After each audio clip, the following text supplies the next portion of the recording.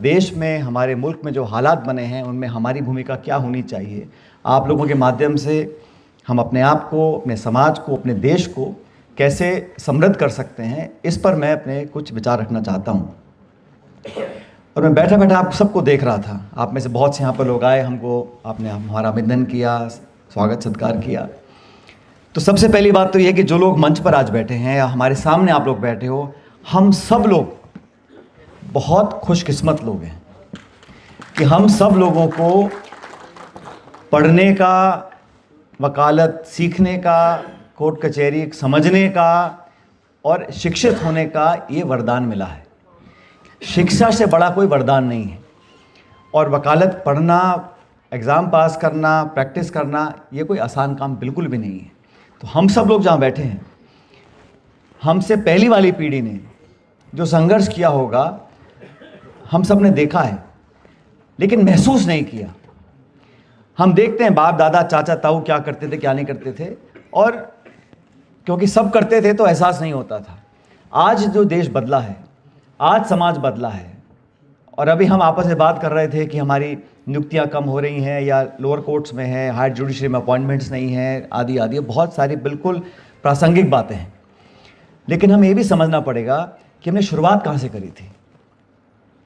अपना नाम लेने में जो लोग आज से 20-30 साल पहले संकोच करते थे, बहुत पुरानी बात नहीं कह रहा हूं मैं, आज ओबीसी बोलना, ओबीसी का फ्रंट बनाना, ओबीसी के बारे में बातें करना और पिछड़ा वर्ग को एकत्रित करना, एकजुट करना, ये एक पॉलिटिकल एजेंडा है, सामाजिक एजेंडा है, और हम सब लोग दमदार तरीके से अपना पक्ष रख सकते हैं।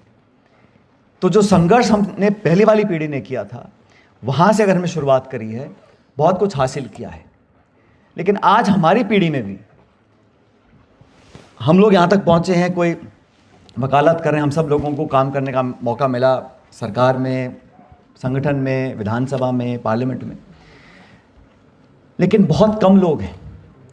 करोड़ों करोड़ों लोग ऐसे हैं जो उम्मीद नहीं कर सकते वकील बनने की, कल्पना नहीं कर सकते सत्ता में भागीदारी करने की। आज हमारी जिम्मेदारी है।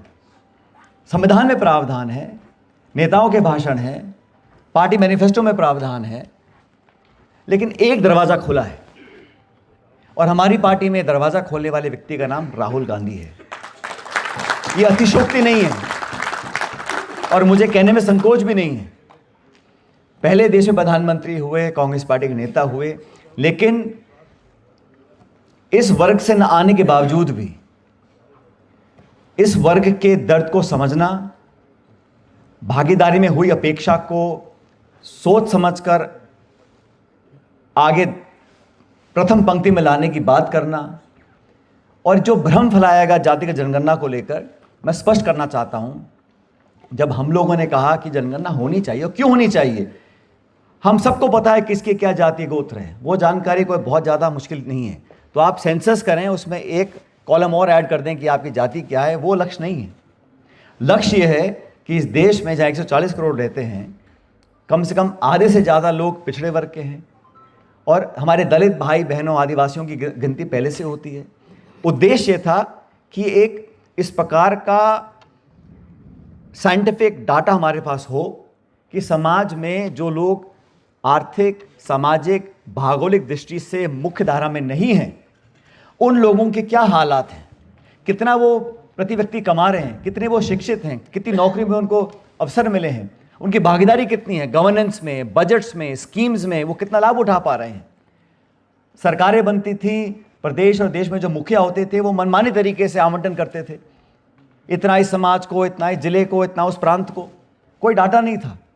हम चाहते हैं पता तो पड़े, जिन लोगों के नाम पर वोट बटोरे जा रहे हैं वो किस प्रकार अपना जीवन व्यतीत करते हैं, उनके बच्चे बच्चियां कहाँ तक पढ़े हैं, पढ़ लेकर कहाँ भटक रहे हैं, कितनी नौकरी उनको मिली है। इस प्रकार का जब विवरण हमारे सामने डाटा में आएगा तो हम कह सकते हैं कि हमने 100 रुपये आवंटित किए थे इस समाज के कल्याण के लिए, और यहाँ पे सिर्फ 20% पैसा यूज़ किया है, या यहाँ पर सब बहुत प्रगति कर चुके हैं। हमें किसी और वर्ग को विद इन ओबीसी देखना है, क्योंकि ओबीसी भी कोई एक समाज नहीं है। और सबसे बड़ी बात यह है, जब अलग अलग समाज हैं, और जैसा यहाँ एक वक्ता बोल रहे थे, ओबीसी का मजहब हो सकता है, आप सिख हो, मुसलमान हो, हिंदू हो, लेकिन वर्ग वही है। वर्ग कौन सा वर्ग है? जिन दो हाथों से जो काम करता है वही पिछड़ा वर्ग है। वो अन्नदाता भी है, वो कारीगर भी है, वो दूधदाता भी है।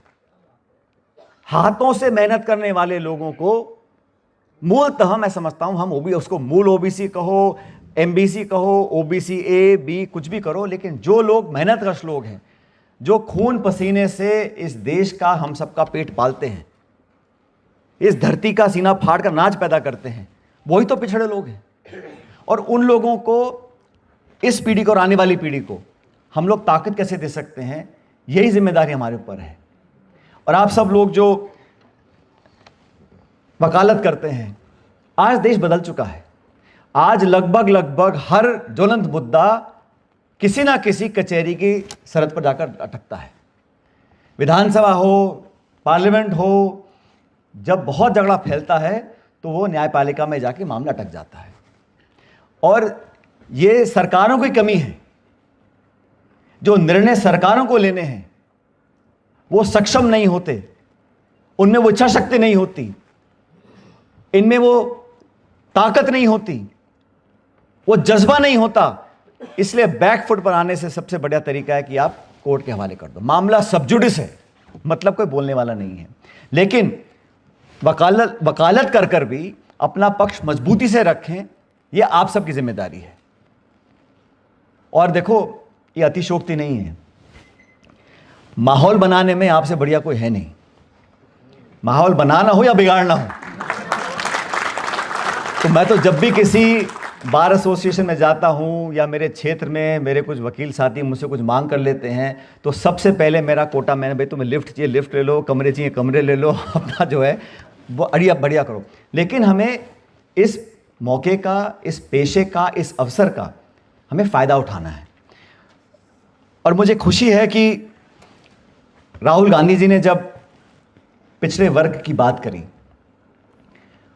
और मैं समझ सकता हूं किसी नेता को, राष्ट्र पार्टी का कोई नेता हो, बहुत सारी विडंबनाओं का सामना करना पड़ता है।